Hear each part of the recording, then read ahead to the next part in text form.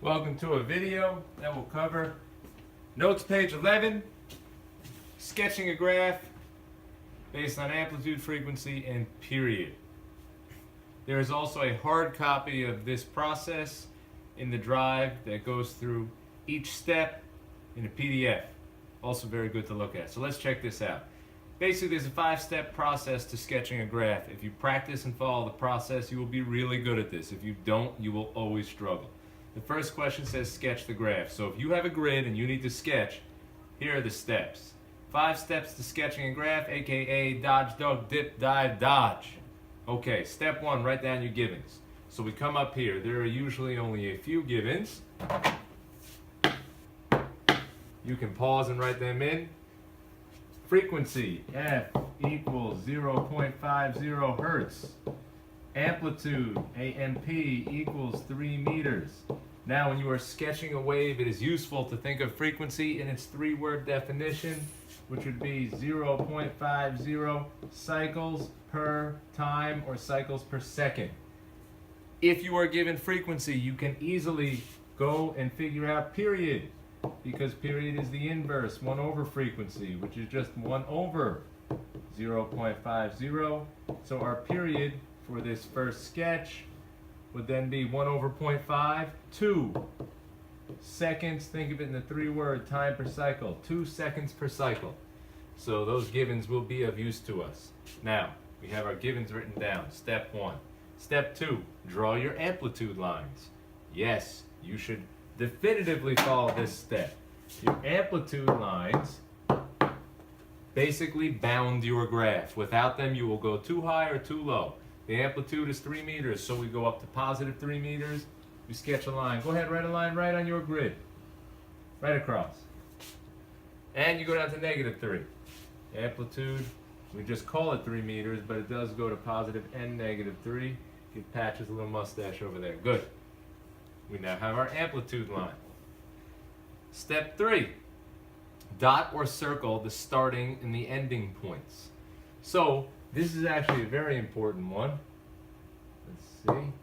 Trying to match the colors that I put on the PDF. There we go. Oh, let's accept that. Now, period actually is a nice helper. It is 2 seconds per cycle. So if your first cycle starts at 0, it takes 2 seconds to complete a cycle. So this cycle will end after 1-2 seconds. There it is. The next one will end another 1-2 seconds later. The next one another 1-2 seconds later. 2 seconds, 2 seconds. You could equally think of this in terms of frequency, where you get half a cycle per second. So if 1 second is half cycle, full cycle is 2 seconds.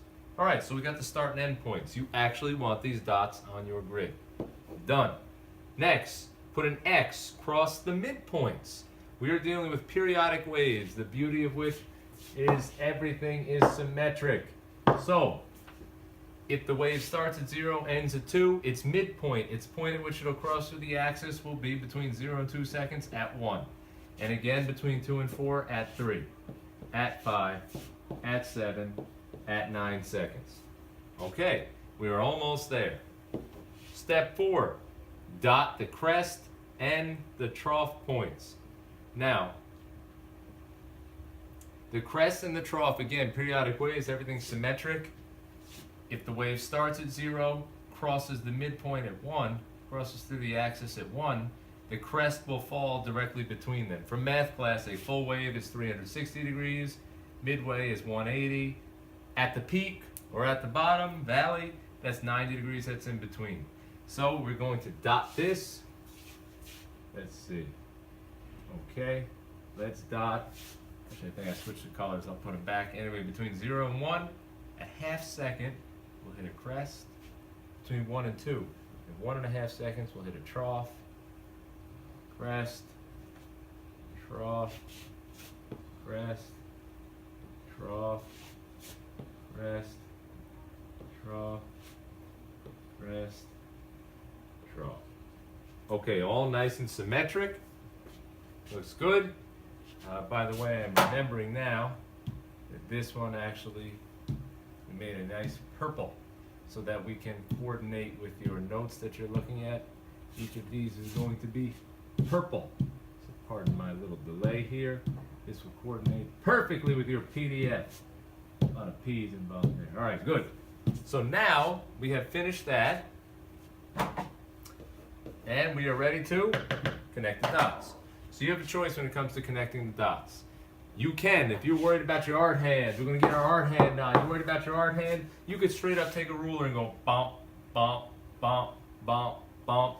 But you must hit your marks. This is why all these marks are here. You have to hit this dot, you have to hit this dot, which is at 3 meters, you have to hit this X, which is at 1 second, you have to hit this dot, which is at -3 meters. If you hit them, credit. If you don't hit them, no credit. Doesn't matter how beautiful the whole thing is, you cannot miss these dots. So I'm going to do my best. Even if it comes out a little bit lumpy, I'm going to make certain that I hit these markers. See there, that one's a little lumpy. It's okay though. Hit the markers. Hit the markers. Seems my troughs are a little worse than my crests. Whoop. Hit the markers. Come on now. Oi. Be happy you're doing this on a paper, not a 4-foot board. Hit the markers. Oi. Okay. Got a little lump to it, but you know what? That'll get you credit. That's good enough. Good.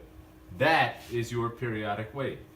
Now, they want us to sketch a wave with 1/3 the amplitude. Let's go back to our givens. 1/3 of 3 meters is 1 meter. And half the frequency. Well, if the frequency was 0.5 hertz, 0.50, well, you can always divide that by 2, which gives you 0.25 hertz. Now, people will read that and say, oh, it's going to make this even worse. Let's see. That means 0.25 cycles per second. And if you were going to turn this to a period, period is 1 over 0.25, which would be 4 seconds per cycle. Well, actually, that's a little nicer. And so, let's plot this one out. We're going to do it all over again. Step 1, see if you can remember them. Amplitude line. It should be at 1 meter. So we go across, and we go across at -1. Step 2, step 3, starting and end points. Givens was step 1. Step 2 was the amplitude line. Step 3, here it is, we have a recent color, the start and the end.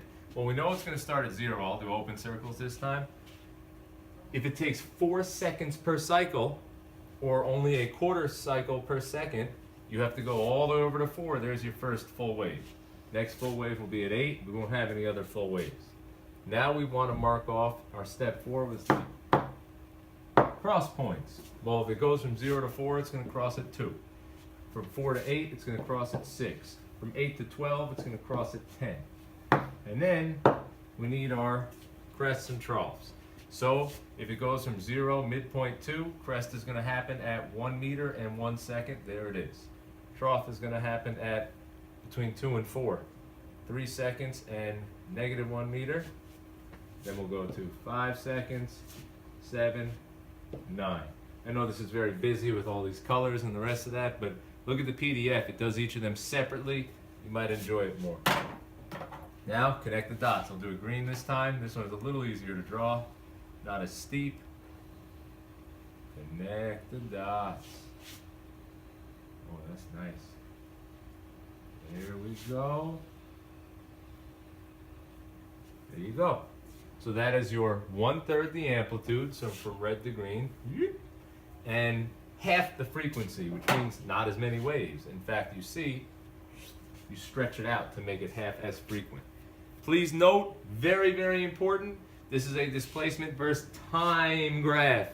And on a displacement versus time graph, you can plot seconds per cycle and cycle per seconds, because seconds is time.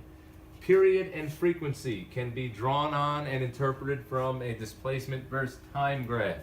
If this is instead displacement versus distance, you will not be putting frequency and period on it. All right.